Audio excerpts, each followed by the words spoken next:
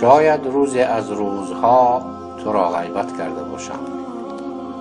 خواه ناخواه زبان در نفسی من و یا با جماعت به قصد و یا به اختیار می لغزد.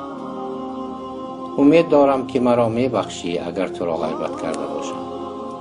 من یقین کردم که خدا شخصی غیبت کننده را نمی بخشد تا وقتی که شخصی غیبت شده نبخشد. این نوار را به هر کسی که در روی خط من هست فرستادم. این نه به خاطر ضعف و بیچارگی من است، بلکه به خاطر ترس از خدایی که آسمان و زمین در اختیار اوست. اگر مرا بخشیده باشی با پیامک خبردار کن. این نوار یک دعوت برای یکدیگر را بخشیدن است. بیایید دلهایمان را از غیبت پاک سازیم.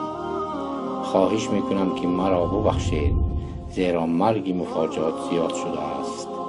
خدا شاهد است که من تو را به خاطر خدا بخشیدم. این نوار را یک دعوت خالصانه یکدیگر بخشی و پاکسازی قلب پیش از رمضان مبارک می نامیم.